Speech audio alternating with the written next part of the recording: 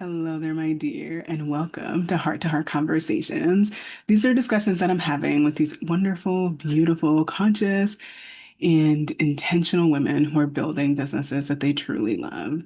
So these conversations come from a deep place in me that wonders, like, how do these women show up consistently to create, develop, and offer a business to the world that truly serves their collective through their gifts? So you'll notice these conversations aren't about strategy. They come from a deeper place of like, how do you care for yourself? How do you show up for yourself so that you can lead this business that's a huge part of your vision, right, for your life?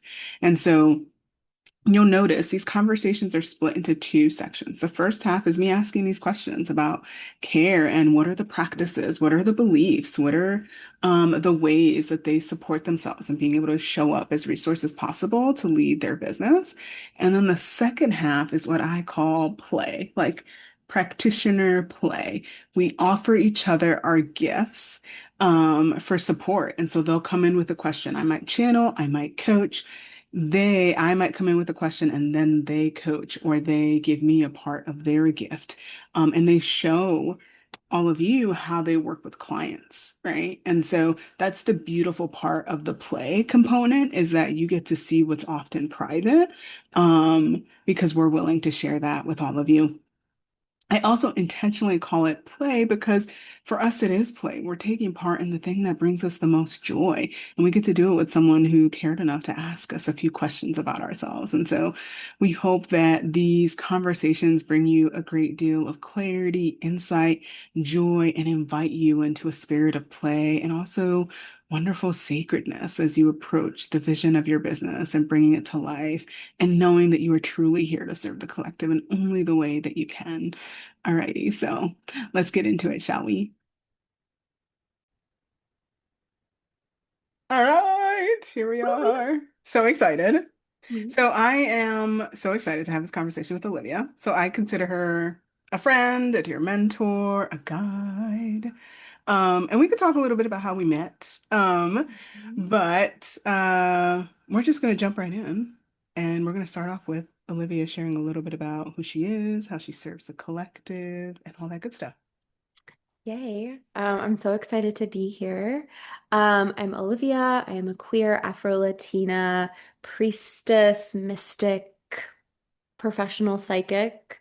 I am an academic by training and a mystic by nature, and I have just sort of found my way into this really incredible section of like the internet and the world where I help to mentor and train psychics and intuitives, and I do a lot with deconstruction, decolonization. Mary Magdalene is like my special interest focus always, and so my work in the world is really helping orient people to their spiritual authority and help create the somatic support so that they can not only be aware of that, but also live in it in a way that feels safe or at least alive to their nervous systems as we navigate an ever sort of horrific world around us. Um, Whoa, I love that intro. It's very dynamic. I feel like I learned more about you and you just like landed by the end. I was like, oh, that's so right and true. Um, and what I loved about it, you're like, you found this part of the internet. I was like, OMG. So my question comes in this context of that. Like, I think that's the beauty of the internet as we get to find our Hmm. space in it and it provides us like voice and Hmm. just opportunity to connect in ways that's just not feasible at other times in history, right? Hmm. And so I love that you shared that. So could you talk a little bit about how you got into this work? Oh my goodness. How I got to the internet part of it, or just all of it, or the work in Wherever feels right and general? true for you to go. So I have always been a little witchy, and I'm a Scorpio sun. So I now know that the intuitive side of things was always a place where I just live. It was never a does this exist or not. It was just it just was. And as a child, that was always fairy tales and looking up at the stars and making wishes and just getting lost in worlds outside of this one. And as I got older, I really turned that into like my field of study. So I studied English literature, and through that, I found a lot of identity. I found authors that really spoke to my own lived experience and helped me orient what it meant to move through the world as an Afro-Latina woman, and queer person, and just found all of these pieces and really thought that academia was it for me. I wanted to be a professor, and I got about halfway through my master's program and realized that that was not what I was right for me. And so I started working these odd jobs and like ad tech and just like all these other places, and always was drawn still to the spirituality of things. In college, I deconstructed, I left the church, and I was raised Catholic. And so did my confirmation and all these different things, and then just came to a certain point where I couldn't reconcile what I was living and what I understood God and love to be with what I was hearing behind the pulpit. And so in that sort of window of time of being in my master's and leaving that, I started finding like the what I call sort of like the banner white spiritual teachers like Marianne Williamson and Gabby Bernstein. And then I kept kind of digging further and started to find teachers and mentors that really spoke to what was serving me. Mary Magdalene was the huge sort of turning point. I found Mary Magdalene Revealed by Megan Watterson by happenstance one day walking to work on my Audible, and it just like illuminated all of these things about what had been buried. I got the sort of theological gaps that I had always felt were missing answered. So it satisfied the like academic brain of me that was like, oh, here's this like piece of writing that we have, and these pieces of writing that we have that were strategically left out of the Bible. And tables of men who decided what the truth would be and decided to conquer the world with that version of the truth.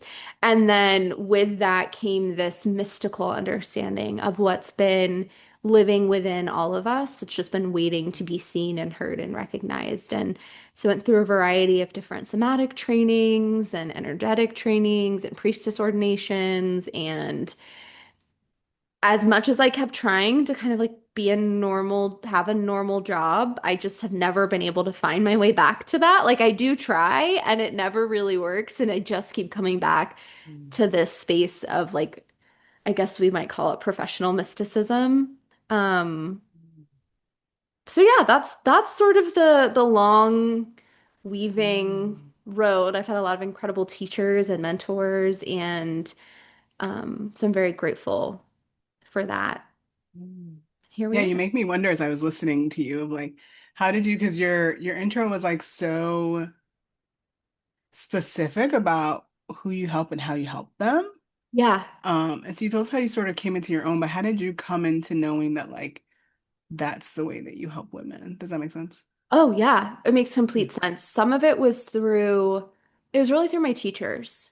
Mm. So I spent a significant period of time working with Giselle Allen, who is a mutual friend of both of ours, and helping her with her Revolutionary Rising program, which was a coaching program specifically supporting women of color, women and femmes of color. And Giselle was my mentor. She really trained me in what coaching was and um, how to just orient to holding space, understanding scope of practice, understanding what was and wasn't our job.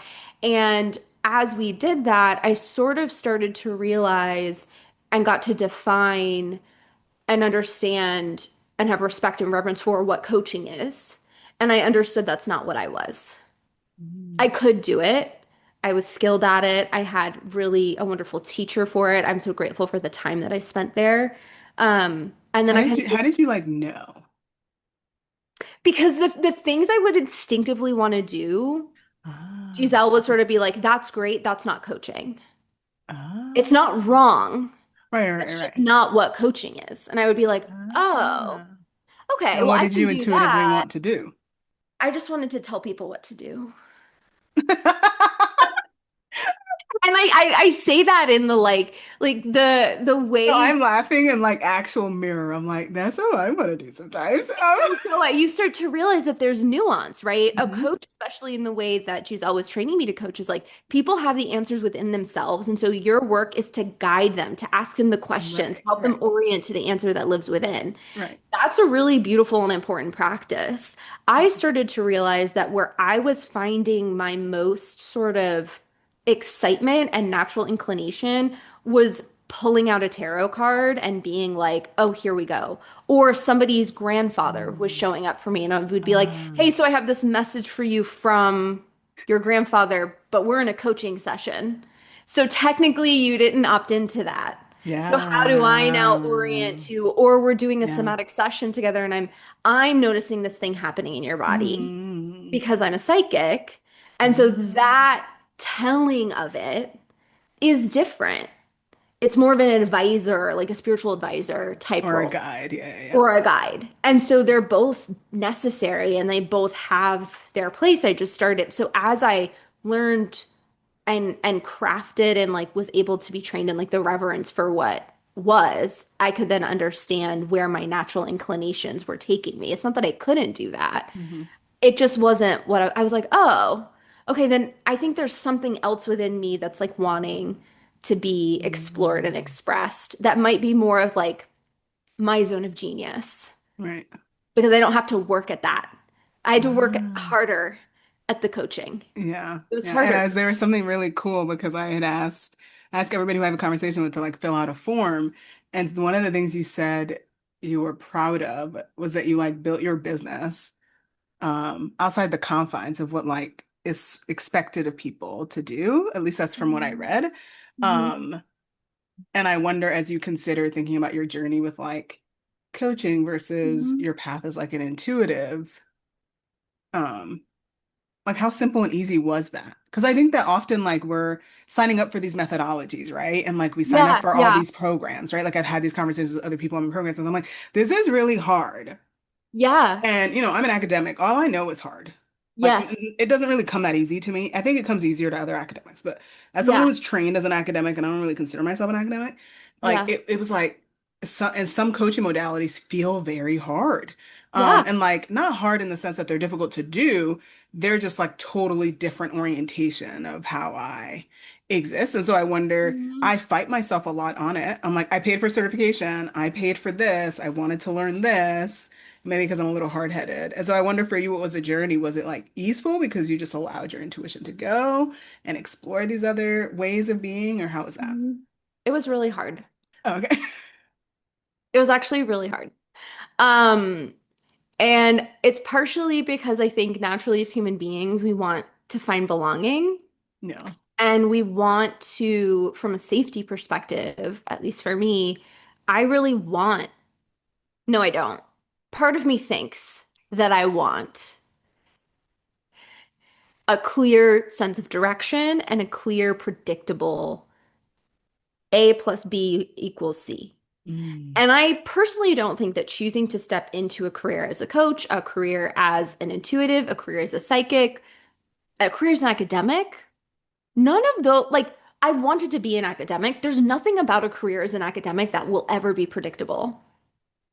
Like I talk to my friends who are academics all the time and like they're like, I don't know, who knows what the job is going to be? Who knows where this is going to be? Right? There is a certain like A plus B equals C, but in terms of the job market, in terms of what you're navigating, so even if I look back at what like I originally thought I wanted to do, there was nothing like conventionally predictable or guaranteed about that life path.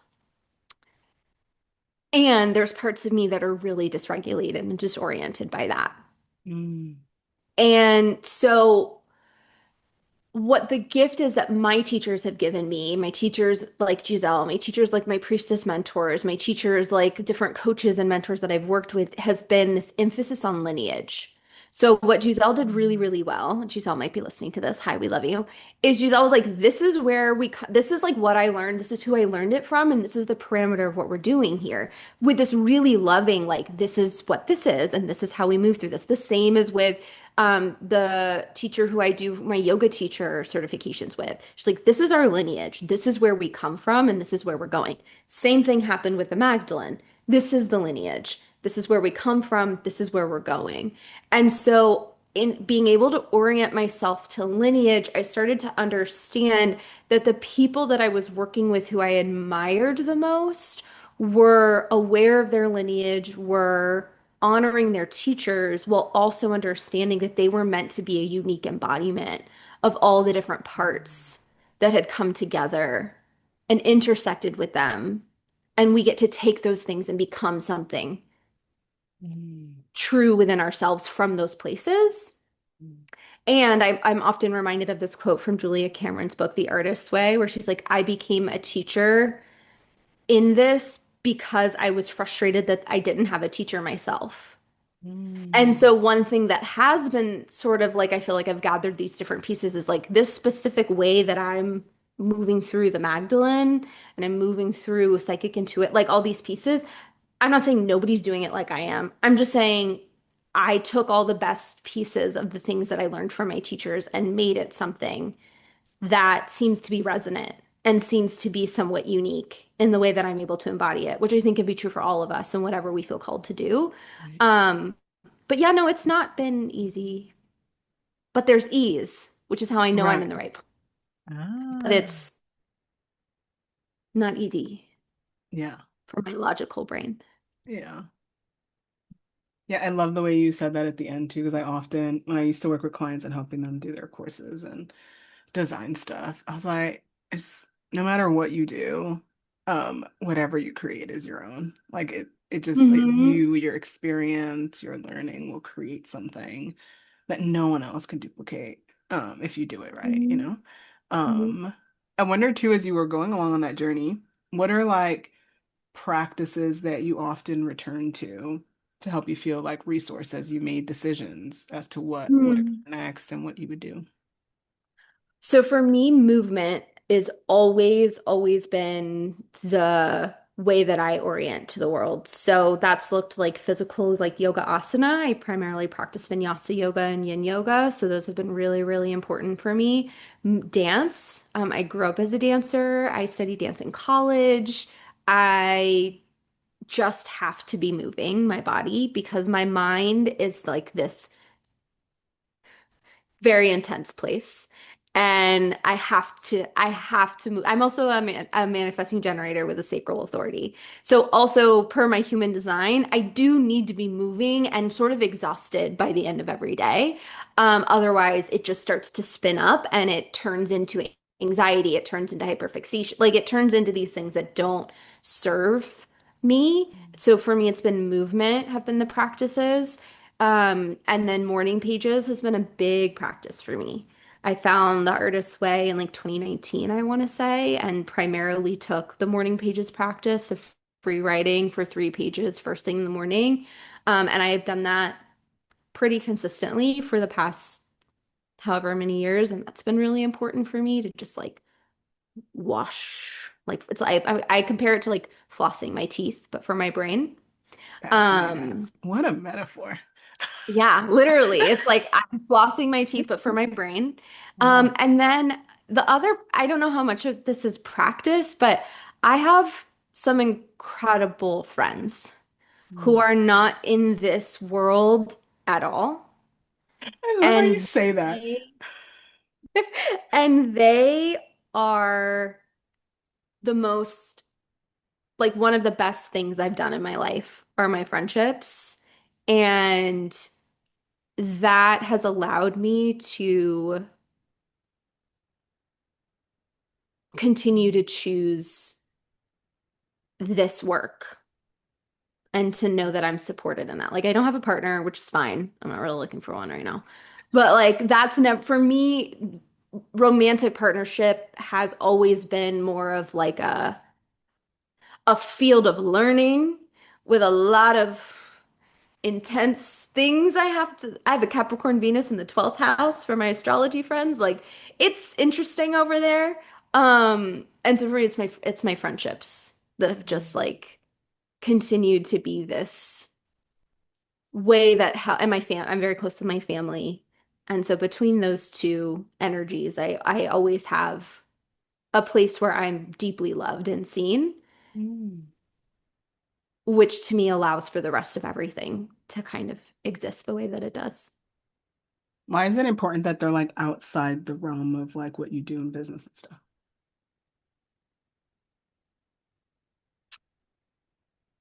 I think I have a tendency to conflate my sense of worth with my work.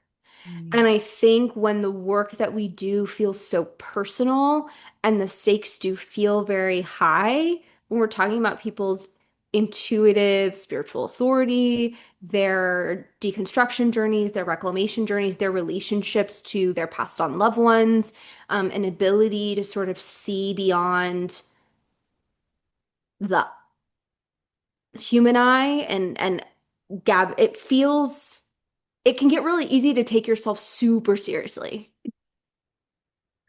Facts.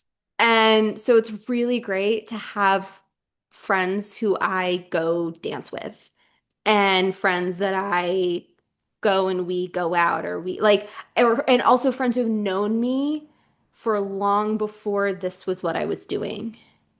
And so they're also seeing me and this part of me come to life, but they also understand all these other pieces of me. And so when I get Mm. too overly attached and my identity gets too conflated with my work, it's Mm. important to remember these other parts of my identity and things that I Mm. like to do and hobbies that I have that Mm. do ultimately serve the work, but the work isn't the sum total of who I am. Mm. Have you always known that? Have Girl, you I always barely know had, that now. no,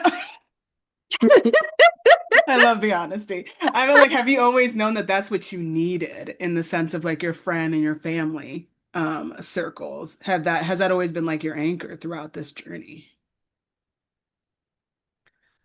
It's interesting because a lot of that was built, this all sort of got built at the same time. Some of the specific Mm. friendships I'm thinking of are friends that I've now had for almost 10 years that I met in graduate school. Okay. And so we also met at a certain point in our lives when we were building. Hmm.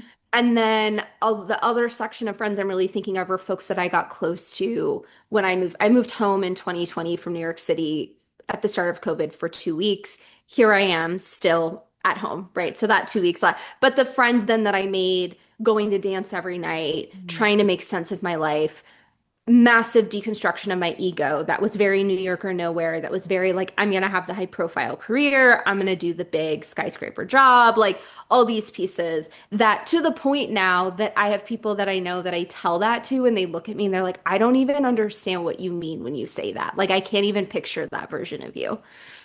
So I haven't always known that, but my Mm. family has always known that, and my friends have always known that. Mm. Yeah, it's beautiful to hear your story too, because I think when I asked you how you knew who you were here to serve and how to serve them, you said my mentors. So it's beautiful to see the people that surround you and what information they give you about yourself so that you can begin to embody it, take it in, whatever that. Yeah. Yeah, love that. So I have one question. I Okay. think I'm going to make it really direct because I remember the way I know Olivia is that I signed up for her Mystic. You're going to have to give Is it Magdalene. Magdalene? Yeah, I was like, why am I missing? Where does the Magdalene go? I don't know if it goes before or after Mystic. It felt all wrong. So anyway, Magdalene Mystic School, and there was Yeah. a really powerful story that you shared with us about how you were really lost and you didn't know what your next Hmm. offer was going to be. Hmm. And it sounded like a real lost, like of Yeah. like, and then you sat somewhere and then you channeled it, and then all these people signed up for Magdalene Mystic School. And Hmm. so I am curious to consider with you, like, how did that, like, what was it that led to you feeling so lost in Hmm. regards to offers? And then what led to you gathering that clarity? What do you feel like you were able to do or be with? Yeah. That's a really good question. The loss came from being in a space where I recognized that what I had been doing before wasn't working. Mm. And a lot of folks in the past year or so, that I know are sort of moving through the more like online space, as I like to refer to it as, have noticed that too. The world's shifted in various ways, um, Yeah. and people are we're different. I think people are like this space is I'm like we're all different. Everybody's different. We should be different. And I was used to, I grew up moving around a lot. My dad was in the military. And so I grew up moving by force. I didn't have a choice. Mm. And when I moved, I was uprooted. Everything was picked up and I had to completely orient to a new space. And then when I moved home for COVID, that was a very like trauma moment, right? Like fleeing New York City, not knowing what was Mm. going to happen and having a very traumatic several years as a like as a collective, which people I think I don't know that we are, and I say the general we, most of the people I know are very clear about how traumatic that was and are like very aware of how it impacts us now. Anyways, that's a whole other story. But I think that for me, I was sitting at this intersection of what was coming wasn't working. I thought I needed to look for like go back into the job market, which was horrendous, but also kept getting really close and not getting jobs, getting Mm. closer than I thought I would. So it was also challenging a story of like I'll never be able to work a normal job again. That's not true. But it just wasn't working out. I was like being deflected. I was still living at home. And I had gone through a breakup the year before where I really like thought that this was the person I was going to marry. So I was also like, my life looks nothing like what I want it to look like. I am having a terrible time. Nobody's buying anything. I have no money. I live with my parents. I'm 32 years old. Why the fuck did I put all my coins in this basket? Who the fuck did I think I was to do this? What the Mm. fuck is wrong with me? All the good questions. All the good questions. And it was around that time. And August is I have a big trauma anniversary in August from like when I was Mm. 18. Mm. So every August is a slog. It's just always the worst. But it was like hot. I was broke. I was uninspired. I had PTSD. Mm. And I was like, what the fuck am I supposed to do now? Mm. I did a couple of things. I bought a plane ticket that I had no business buying on a credit card to go to the south of France to marry Magdalene's cave, where I had desperately wanted to go for forever. I left an offering for Hecate at a what is it? Not an intersection. Her whole thing is like the three like a path that had three different ways you could go, whatever that's called. I left an offering there, like the new moon in Leo. Mm. And I booked a call with a mentor to explore a one-on-one work with them that I knew I wouldn't be able to do, but I was like, I've got something. And so those three pieces, so all of this comes down to I knew I needed to get out of where I was. Mm. I knew I needed to ask for help. And I am continually coming back to the reality that for me, I have to talk to God. It doesn't matter who that God is. It can be a goddess, it can be an ancestor, but if I'm feeling disconnected from them, I cannot make sense of this world. Mm.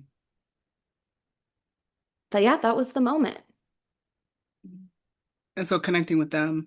Connecting with them, I had a really powerful one-on-one call with a mentor who I'm now working with, who's I've since been I was able to join one of their programs that they offered. I'm now in a mentorship with them.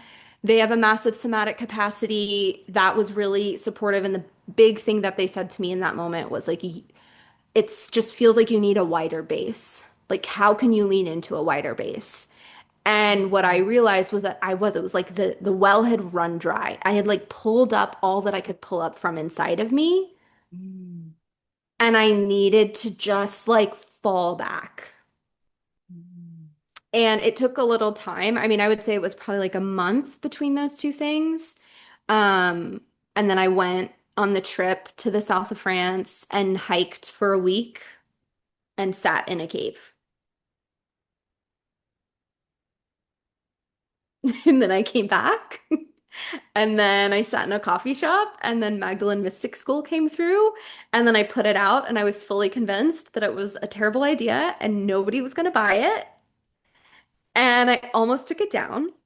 And then within 24 hours, two people had paid for it. One person had paid in full, which had never happened to me before. Mm. So for you, it's like the body. The body is the way in.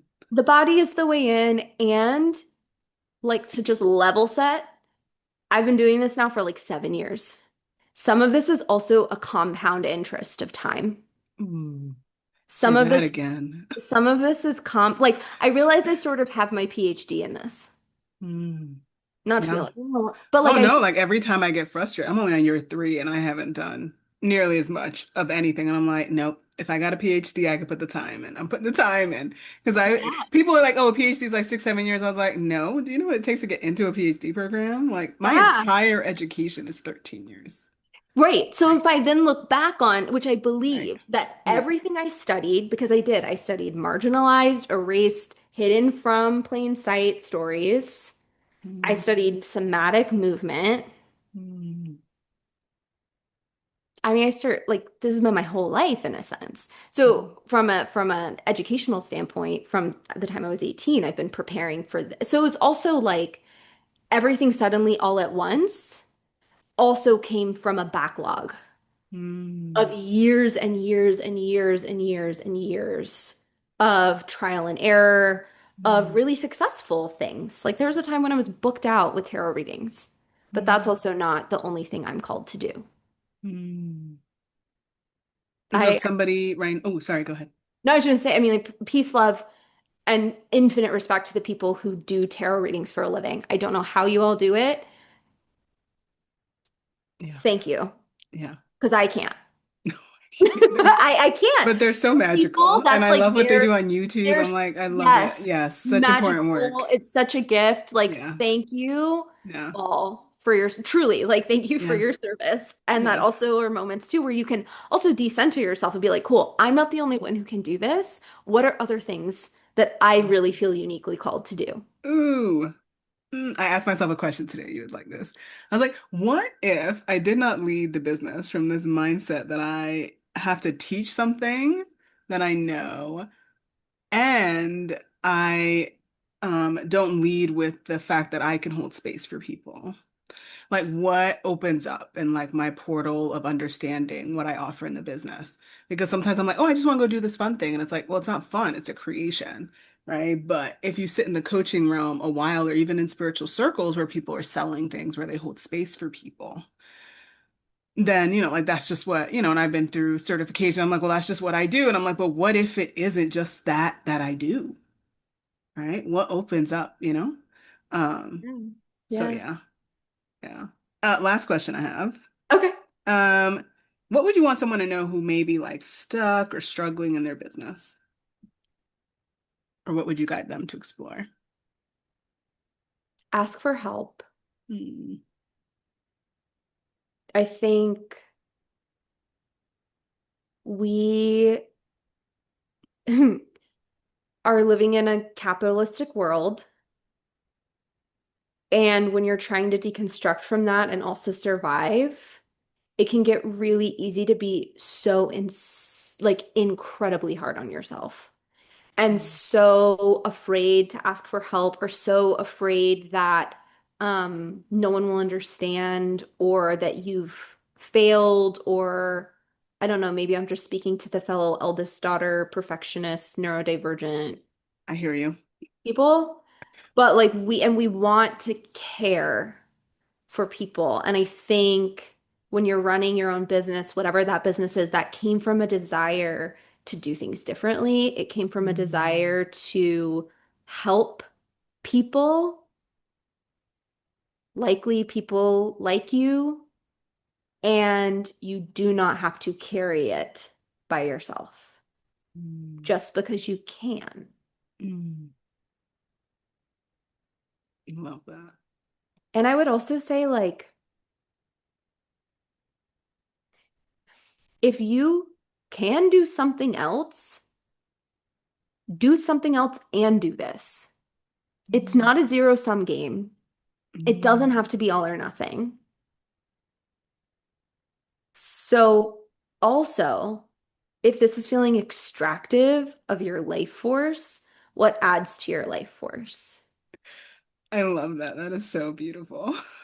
And like if it's like I'm gonna have to work myself, I'm gonna have to do something I don't want to do for money, then do that thing and see where you can find space for this to feel fun again and to make it you feel alive again. Because that's what capitalism wants to take the thing that we love and extract as much from it as possible until suddenly you find yourself a cog in a machine that you You literally created left. You, right? You left left the and you created workforce it. to Yep. not be in that. Yep. Right? So Yeah. it's just like asking for help. It's knowing when to decenter the business, knowing Mm. when to open yourself up to other sources of income, knowing when to ask for help, knowing that this isn't your worth, it never could be. Mm. But the more you rely on it to be your worth, the higher the stakes are, the more of a like double knot you get into, depending on your trauma response, fight, flight, freeze. Get into this like double bind situation. Mhm. Yeah. And also, anybody who runs a business who hasn't had a moment like I described, who says they don't haven't had a moment like the one I described, is lying. And I don't say that to be like, I'm just like, it's fucking hard. Yep. So be kind to yourself because this shit's hard. Mm. Mm. Yeah, I love when you said help because I kept listening and then I realized I was like, oh, she means like all forms of help, right? Hmm. Like spiritual, right? Like also people, right? Because I think people were like, you want me to Yeah. hire you? You know, it's like, take it down a notch. What Yeah. we're Oh, talking about is like that there is help always available. And the always. question is, have you sought it out in Yeah. whatever way? Yeah. And like sometimes that help is leading an offering at the crossroads and then going home. Oof. That's what I did. Right? Like sometimes the help is, okay, I need a friend to help me network to get into an office job because I can't keep living like this. Like sometimes the help is a tree that you like give your grief to. Mm. Thank you for all the examples because I'm like a big person of like sometimes you leave people with that and it's like very general and they're like, Yeah, they're like, what eh, the fuck do you mean? And it's right. like, okay, and that also, right? Like we have to titrate to like Hmm. what feels. So it's like, okay, let me, I don't know, watch my favorite childhood movie that makes me believe in magic and fairy tales. Hmm. That can be help. Mm. Says the person who loves stories. Yes. Yes. Stories are our lifeblood. They Stories have are what our keep us they have it. alive. Yes. That is my Yes. Love it. yeah. Before we jump into what I call like spiritual fun, although other people may not call that, but I call it fun. Could you tell people how to find you and how they could work with you? Yeah. So I'm in the process of kind of like revamping all my things right now. But I would say the main ways are one, I have a podcast. It's called the Walk of the Magdalene podcast. You can find that on all platforms, Spotify, Apple, and also Substack. And then I am Olivia Magdalena on Substack as well as Instagram and TikTok and Threads newly. It's kind of fun over there. It is a lot of fun on Threads. I don't have the capacity to respond, but I enjoy. Yeah. Um, I I've enjoy. slowly Yeah. started. It's I feel like Threads is doing something similar to what TikTok did several years ago. Like I feel like that's where I've been Aquarius rising, so technology is a place where I like to kind of leverage and anyways, the point is that the things that used to catch on TikTok, for me at least, I feel like the collective awareness is a lot more present on Threads right now. And that has to do with everything that's happened with TikTok and the ownership and all that stuff. All But that stuff, yeah, yeah. Threads has a lot of life Mm, in it right now, which is the nature of social media, right? It shifts. yeah. Yeah. But yeah, those are the ways to find me. And she didn't mention it, so I'll mention it. Oh, what was I supposed to say? She's like, what was I supposed to mention? She, clearly has the Magdalene Mystic School. She also has the Magdalene Oh, Apprenticeship. It's not yes, open, but these are the yes. ways that she serves a collective. And then she does one-off readings that are very themed Yes. according to season. So get into her Yes. world and see the ways that she Yes. may be able to support you. Exactly. Thank you, Paul. I do astrology readings. I have a one-on-one practice that's open for more intensive, like personalized somatic and psychic support and mentorship. And I do workshops regularly around Mary Magdalene and deconstruction and divine feminine and all of that. So lots of different things happening at any given time. Yay! Fabulous. So I was gonna start by so I mentioned this in the intro, but in the last 30 minutes of every interview, like we're going to exchange 15 minutes of supporting each other. And I just thought that would be so much fun because if you look on YouTube and other places, you don't really see that. You Hmm. don't see people like serving other people because everybody wants to stay all private.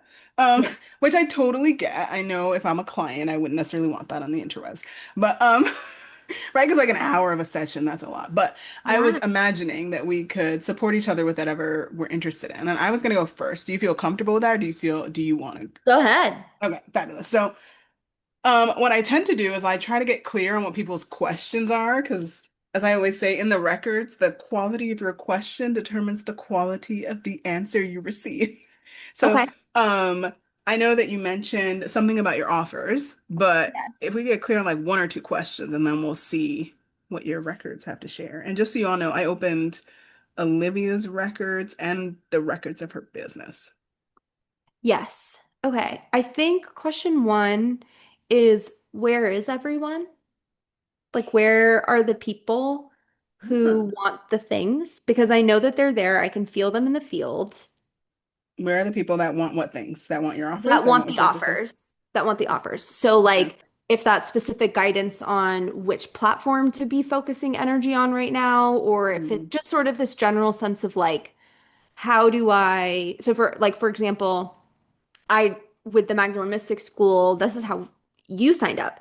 I did a podcast episode about it. Mhm. And that was actually how the majority of people signed up for it, was because people were listening to the podcast. So I'm like, okay. So I don't know, neither it's neither here nor there, but the specifics of if they're like do this or do that. But I think it's just like where are people? Um, and then where are people and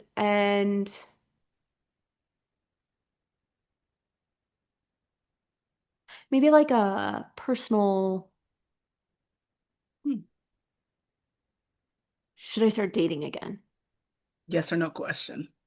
We don't do yes or no questions because they won't give you an answer. When would be a generally Ah. interesting time for me to welcome the potentiality of dating back into my life? Because I personally don't feel called to it, but everybody around me is like, hey, maybe it could be time now. Hmm. So maybe like any Okay. guidance around that. Okay. Are those good questions? Yep. Okay. All right. So I'm gonna start with the first question. Okay. Um, they're telling me to tell you what your records look like when I open them. So I always tell Ooh, people when I open their records, to me, they always show up like a landscape in nature that I okay. feel and I can sense into. So when I entered your records, it was like this very um like lush, deep, dark forest. And I Ooh. was like in the middle of like all these trees, but I had a sense the forest was like vast, but it was like dark. Mm. But not in like a bad dark. It was like Mm-hmm. and they gave me the word fertile to say like, Mm-hmm. right? And then when I opened the records of your business, it arrived almost like they're telling me to use the word like vortex. It was like this white light of spiraling colors of red and white that are moving in it. Um, yeah, and it just kept like reverberating even as the colors move. Mm-hmm. So yeah, that's what they want to make sure before I ask the questions. So sometimes when I ask the questions, I'll write stuff down and then share it, or Okay. depending on how it goes, they're like, just say it. Okay. So we'll see what happens. Okay. Just keeping my eye on the clock. Okay. Yeah.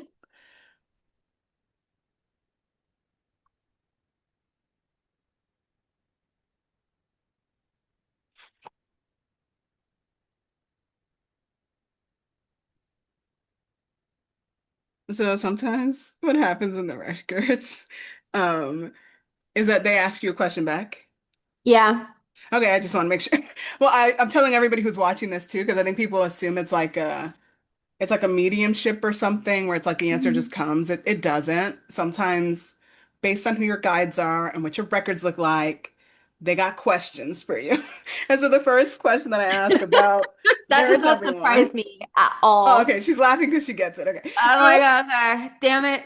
Yeah, they're like, why are you questioning this about the business and where the people are? They're like, what is this? Like, and they're showing me this image of like this is Olivia. She's like putting herself in a tizzy, and it's almost like you're in like they're saying it's like she's in a washing machine, but there is no washing machine. It's just like everything is around her. She's just like moving and moving, and everything is moving and moving, and she's just like letting herself be moved by the forces of water around her. And so that's why they asked you this question. Why are you questioning this? Because they're sensing that this is your energy surrounding this question. I'm asking because I want to know. And because my brain feels like that. Because my Mm, like that, I really resonate with that sort of like zoom, zoom, zoom, zoom. So whenever I'm in that, I'm like, okay, the spinning isn't helping. mm. So And they're saying, why do you want us to tell you what to do? because it would be These are nice. tough people. BT does, by the way. I go to people's records so they give me answers. So Olivia's folks got stuff to say. Because it would be nice Mm. this time. They said it would be nice or just nice to not have to make a decision. Well, I'm worried I'm making the wrong decisions. They're like, have you really made any wrong decisions? That's up for debate. They're saying it isn't. If you map the timeline and you look back, that all of it seems to they're showing me like this huge timeline. They're like, if you go back, each one had its purpose and its function, and it was showing you something and revealing something to you. And that maybe they're saying like your job now is to like stand back and be like, okay, so if something didn't go in the way that you had imagined in that particular moment in the timeline, then you get to make a different choice now. But that part of this question they're saying is they're saying they don't want to give you an answer because they want you to look at the timeline and make it from a place of like grace, inspiration, motivation from all the stuff that you've done. They're like, because you have a lot of experience. And so they're like, what is it? What is it that's keeping you from allowing yourself to see yourself in a more kind way as you look back at the timeline and everything you've done?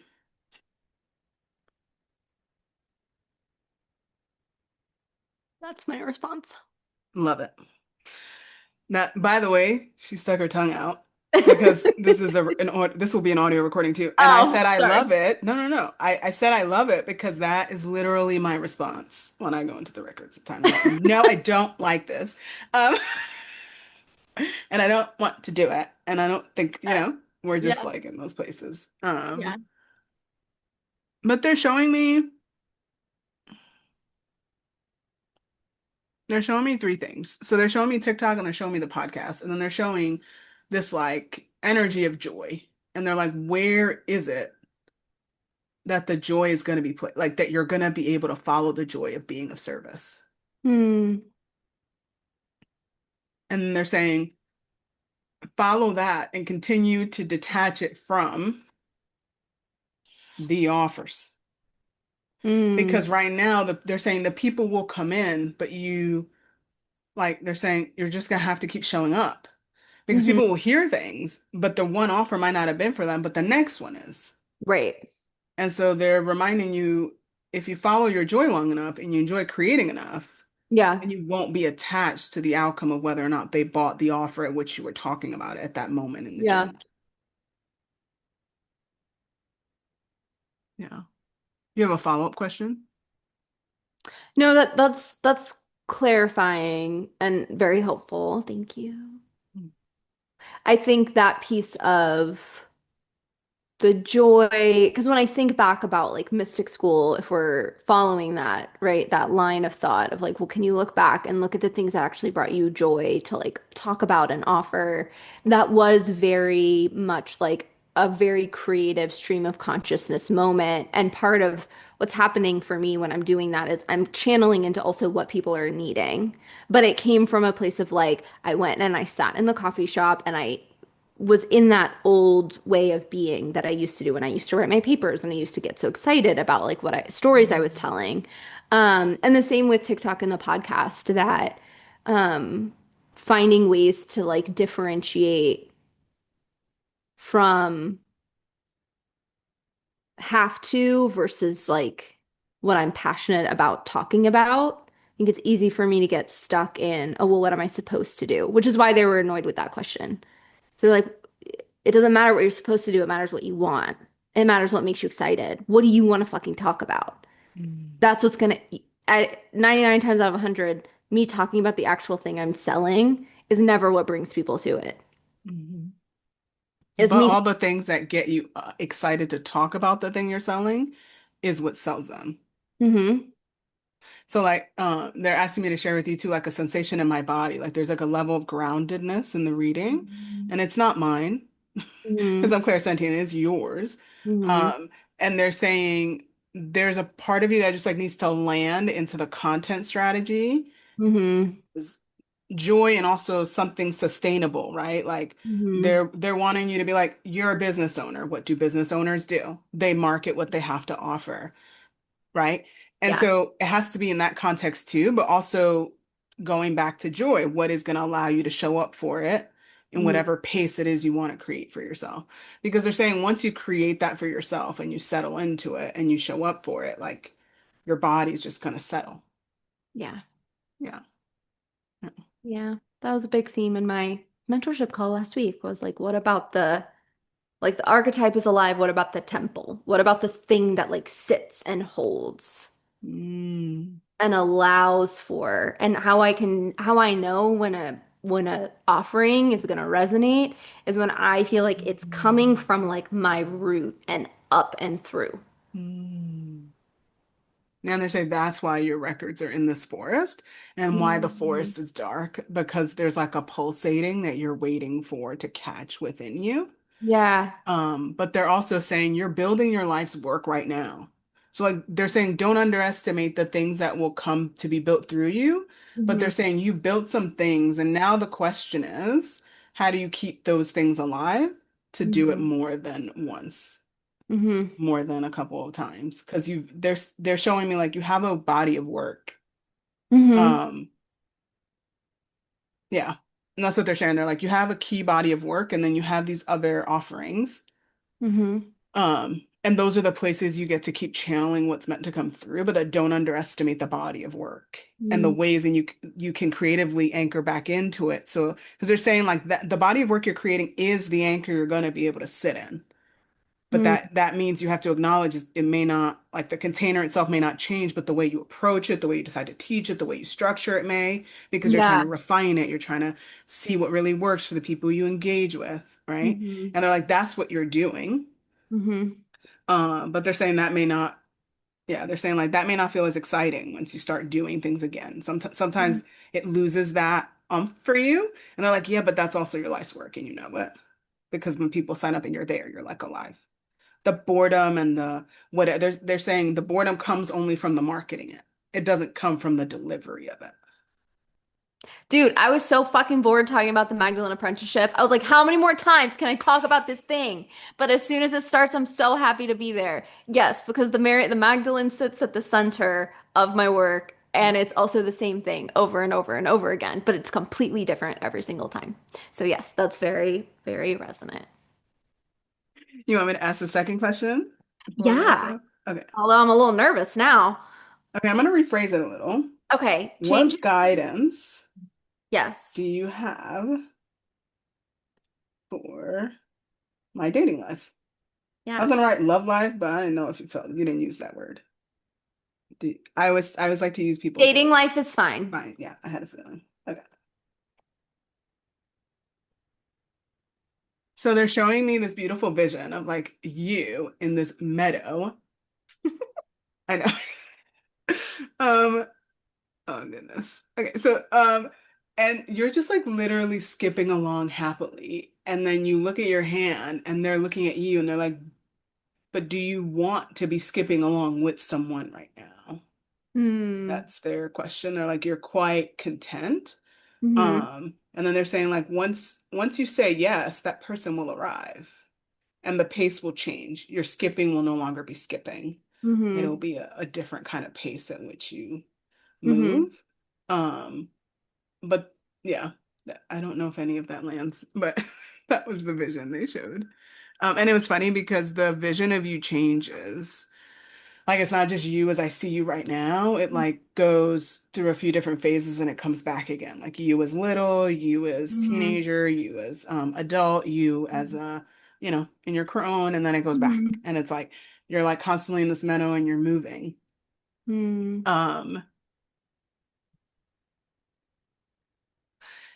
and they have a question for you. Is it true that you don't want to be dating, or is the truth that you're worried about what dating will be if it was what it was before?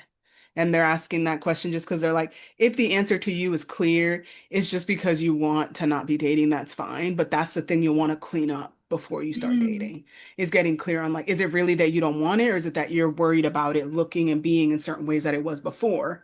Mm-hmm. They're saying because it won't be, you're different. Mm-hmm. And so like clean that up and make the decision, they say. Then you can go and do what you want in the meadow, right? Mm-hmm. But make it from the place of like that, like they're saying like responsible place in you. Yeah. Yeah. And they're saying like healed place in you. Yeah. Can I ask who's talking to you? I wish I could. I have Okay. no idea. They just open the records. So They don't curious. always tell me a guide. Sometimes Yeah. guides will come forward, but none have come Yeah. forward.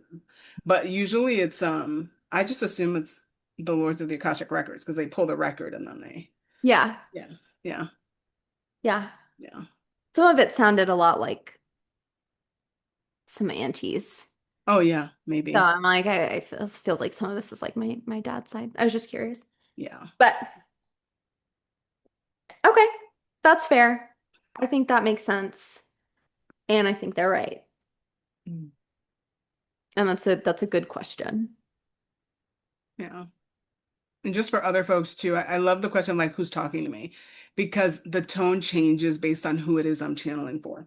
So sometimes I'm like, yeah, the energy will be different. So that's why Olivia read it that way because it might be very much connected to, yeah. Yeah, and that's also just how they talk to me generally. It tends to be a Well, little bit. because it's like this is like a very I haven't done a reading for someone else in a little while, but um they're usually not this sassy. I will say that. I mean, I'm sassy as a person, but when I come into a reading, I'm not reading from my place in that. Well, and in fairness, that is how I read for people. Like that Mm, is how it will come through. I'll be like, "So are you gonna fucking dump them or what?" Which is not, I don't like to be that way. However, sometimes I have no choice. And right. it's Yeah. And that's the like, thing. Sometimes we don't want to say certain words or like, because I didn't want to yeah. say boredom. I was like, oh my God, I can't say No, that. but But they're like, boredom, that's the word. You need to say that the was word 100. because that Yeah. word is the word she uses. I'm like, fine. Yeah. Yeah. Yeah. Yeah. Yeah. Thank you for letting me support you. Oh my gosh, thank you so much. That was so nice. Yeah. That was Mhm. so fun. Very fun. Yes. Okay, so I think Olivia's gonna do a tarot card reading for me. I As she am. shuffles, just want to let you know, as I was in like Magdalene Mystic School, I like learned the tarot from her. And so I told her today, I was like, I'd love a little reading, because she's done a lot of other things with me, but I've never gotten a reading from her. So she felt good about that. And if other things come in, I'm open to whatever. Well, the way that I read the tarot is very, if there's other stuff to come through, it'll come through. Like Fabulous. if a guide shows up, if something appears, do you have a specific question or an area that you're looking for clarity? Yes. Okay. Yes. So I am in, I think you know this, but I am in the middle. I'm at a crossroads. In the sense of my previous identity slash current identity is like a professor and a teacher, and I have been looking for another full-time role for a while. I have the business and I love the business, but because of financial stuff and I feel like it's part of my spiritual path, there's still like one more bridge role, I imagine. And so my question is like, is that just my ego talking? Um, of needing to find another role? Um, and or like, is that the path? Because I've heard that that's the path, but I wonder if I'm doing it right. All these things. That's not a direct question, but I think you get the sense. Mhm. Yeah. Well, in order for it to work, you have to fall in love with it again. That's what the card said. Fall in love again with With your work? work. Your and the work is it's not there's something that's not okay, so I pulled a bunch of things and I'll Mhm. show them to you kind of as we go. But there's something that's not on the surface. There's something that's like just below your subconscious awareness or your conscious awareness. It might be something you're having a hard time looking at. It might be something that's being hidden from you or that you've hidden from yourself. We've got the Seven of Voices, which just is just the card of like something's not as it seems. Mm. And then we have the two of so in this deck, the voices are the swords. The two of voices, the two of swords is like some kind of self Mm. like limiting belief. Mm. And there's a teaching in the Yoga Sutras. They talk about the kleshas, and the kleshas are kind of like the shadow aspects of our ego, or like when we talk about Mary Magdalene's gospel, the seven powers of the ego, it's a similar thing. And the first power of darkness in Mary Magdalene's gospel, first power of the ego in Mary Magdalene's gospel is darkness, right? Mm. So, and then in the Yoga Sutras, the first klesha is avidya, which is like a spiritual ignorance or like an inability to see the truth of who we are. And so Mm. there's something that's just under the surface that is, it's not even that's what's keeping you from clarity. It's just like if it feels like there's something off, it's because something is off. Mm. But what's interesting about this is that I don't know if it's yours. Mm. What do you mean? I don't know if this belongs to you. I almost wonder if this Mm. is a belief that you've adopted or like a lineage wound that needs to be cleared or something that you like. I'm actually seeing energetic cords. So are you Mm. familiar with like cord clearing? So Mhm. I'm seeing an energetic cord that is pretty deep and I'm seeing it kind of like left side rib cage like intercostal muscles, like pretty deep, that's like pulling, Mm. but I don't think it belongs to you. And part of why I don't think it belongs to you is because of everything else I have sitting in front of me. I have the Justice card and the Page of Inspiration, which to me, the Page of Inspiration in this deck is very much the artist's way. Inspiration Mm. is wands. It's creativity. It's Mm. like aliveness. It's excitement. Justice to me is like that Libra energy of balance and flow. But also Libras love beautiful things, expansion, right? There's this nostalgia element at play here as well. Six of Cups and the Knight of Swords, or the Knight of Cups. And so the Knight of Cups is to me is this voice that at the beginning where it's like, you need to fall in love with it again. And it's Mm. like, remember why? Remember like what excited you about your work. And again, this isn't specifying to me your academic work or your records work because Yeah. those things are very intertwined To for you. you. For you. That's not what the cards are telling me. That's not what the cards are telling me. Yeah. Yeah. I do think that there is an ask to see things. Like, what could it be like to see things from an expanded point of view that can, like, what evidence could there be to pull from the past of nostalgia and excitement and like a childlike wonder? that Mm. can feed the falling in love with the thing again. And again, the thing can be just your work in the world because there's a through line in your work in the world. Whether you're Yeah. looking at the academic side or you're Yeah. looking at the readings, Yeah. there's a through line of Yeah. how you show up Hmm. and what you're here to do and the space you're here to hold. So this is like, what about these pieces can co-connect so that it's not just pulling from the like history of all the pain and all the things that didn't work out and all the anger and all like it's like, yes, it's not that we ignore that. It's just like what else is also true. Mm.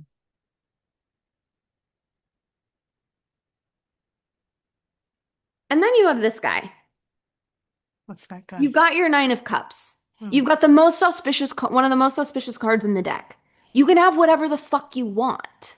So stop acting like you can't. Okay. What you seek is seeking you and it's coming quickly. Mm. And it's Mm. not going to pass you by. The thing about the chariot, okay, this was a really fun realization that came through in the tarot study that I led this past fall, where we were talking about how each of the major arcana cards, so in the tarot, there's the major arcana, which are considered to be the big secrets of the universe, and that's the Fool card all the way through the World card. These are different archetypes that we see across the world, across our lives. Then we have the minor arcana. So those are like the small secrets, and those are separated based on element. And we've got wind, earth, fire, water, swords, pentacles, wands, cups. Brief, in case anyone's not sure, just a brief little orientation. Now, each of these major arcana cards, so these guys here, they connect to a specific astrological sign, Mm. which is actually how I really got into astrology. It was through doing the tarot. So now I'm doing all these Mm. astrology readings because of the way that the tarot and astrology have spoken to each other, and that's been a big thing for Mm. me. Very The cool. chariot is Cancer, the water sign of Cancer. And we were trying to understand why. Some of them are really clear, like the death Mm. card is the Scorpio card. Makes sense. Yep. Scorpio rules rebirth and Yep. transformation. That checks. Right. Libra, balance. The Right. Justice card. Some of them Right. you're like, oh yeah, that makes Yeah. complete sense. The chariot for Cancer is a little bit odd. Mm.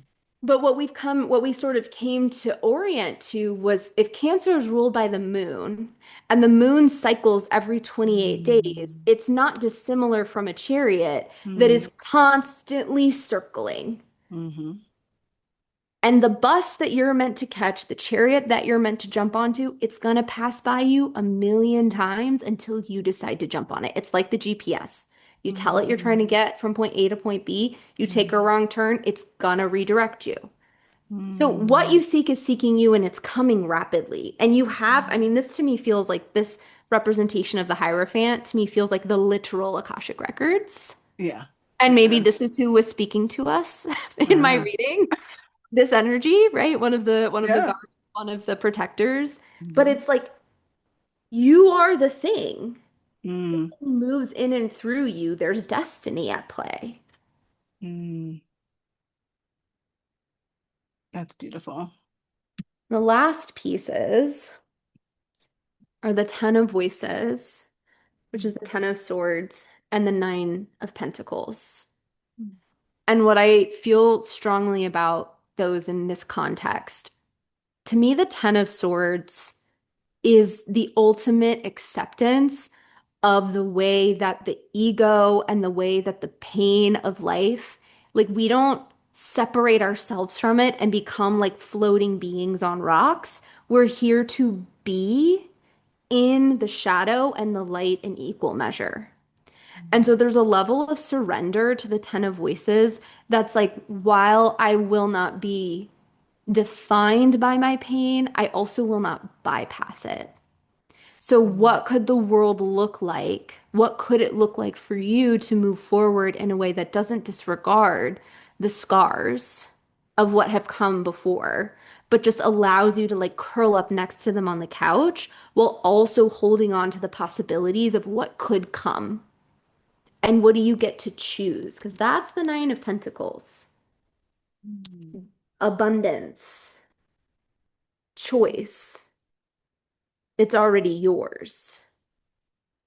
Mm. This piece is really emphasized, like the more I kind of go through all of this, there is, I think, some work, and we can be working on this together in our work as we move forward. But like there's a big piece of not taking on what was never yours to carry in the first place and letting go of identities that were put upon you, not chosen by you. Mm. These are some of the things that are at play that are keeping you from seeing clearly. Yeah, yeah. I feel that. As I started applying to things again. I changed my entire thing. I changed the entire kind of approach to the workforce, but it is not in alignment with the identity. I mean, I won't even tell my mentors the jobs I'm applying for. I'm worried because it's just not in alignment with all the ways that they've seen me. And Mm. so that's what I also heard there was like, yeah, like you get to decide. And you're deciding, and it doesn't feel like it's in alignment with that lineage of academic study and learning. Um, and sometimes I wonder if I'm just like, sometimes it's like I'm boomeranging, like I'm going back to the opposite because I can't Mm. do this. But that's not what it is. Um, I very intentionally decided what I want to apply to, what I'm interested in based on what I have the capacity for and what feels like an interesting next step. So I want to Mm. look at every job like an opportunity. The question of what I need to fall in love with, I find it very difficult to consider that that could be a possibility in the workforce. And so I wonder if that's the call to fall in love with things in the business, because it's not, I haven't found anything I absolutely love. Could it be possible? Like, could you just consider the possibility that somewhere that could exist? I don't know. I think that's an answer. That's a question for you to sit with. Could you Yeah, just be willing to consider it could be possible? yeah, I can sit with that question. Because it's That's, funny, somebody asked me, they're like, what do you want in your next role? I was like, I want to look forward to going to work the next day. It's not that I don't look forward to the work I do. I think once I'm there, I understand the impact I'm making because I work with students and it always feels something in my heart to be in connection with them. But I can't say I look forward to it every day anymore. I used to, hmm. right? I feel like that's what your question is asking me to go into a port of like what would be exciting and Well, and I, yeah. I also even wonder if it's possible to orient to if it was possible before, could it be possible again? Mm. And not already deciding that it's not possible just because it's not what exists right now. Mm. Or based on what you said in the cards, because I haven't cut the cords. And so Well, that's and impacting the way in which I'm imagining possibility. I was also hearing don't ask for directions from people who have never been where you're going. Ugh, yuck. That's my version of Olivia's sticking out her tongue. Tomato, tomato, tomato, Yes, tomato, tomato. yes. And when No, you said that, I felt it so I was like, oh, okay, fine. Because I'm not asking anyone, but there's a part of me that longs to want to gather guidance from people who are not doing anything I'm doing. Um, but yeah, they're not going to be able to give you directions to where you're going. yeah. It doesn't mean that their insight isn't valuable. It doesn't mean Mhm. that they're not, their opinions don't matter. It's just they're not going where you're going Mm.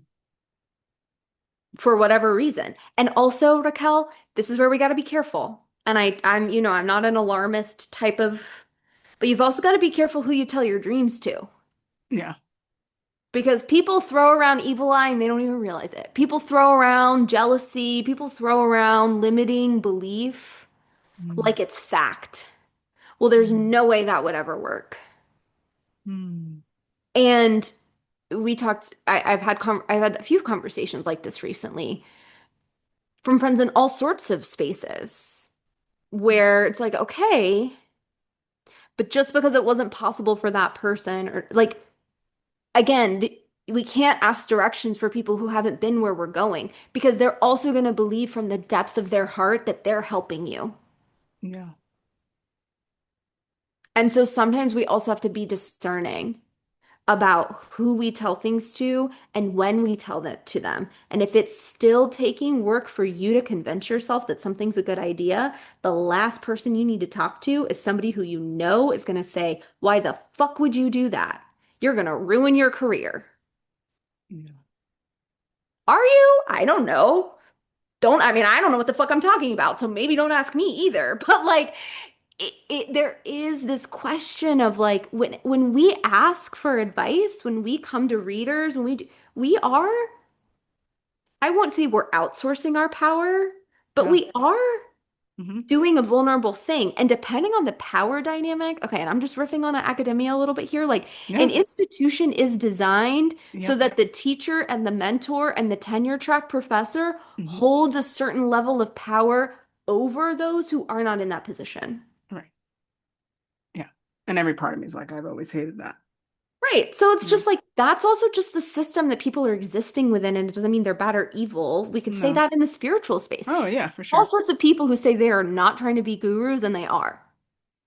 You can accidentally Yeah. be very powerful and not realize that you're Mm. sort of in a dynamic with like these things happen. Yeah.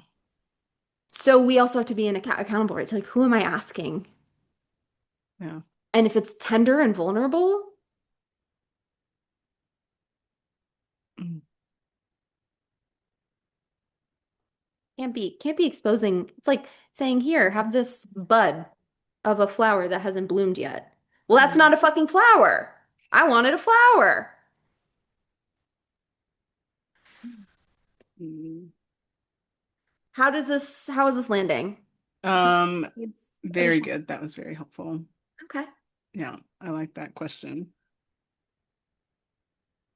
And I liked your perspective that it's all connected because I've been working on whatever I'm working on for a while. And I think for you, my friend, the more you tried to separate them, the less one is not so special that it's not impacted by the other, mm, well, for better or for worse. right. Yeah. Mm. Thank you, my dear. Thank you. Yeah. Any final thoughts or anything you want to share with folks before we're complete?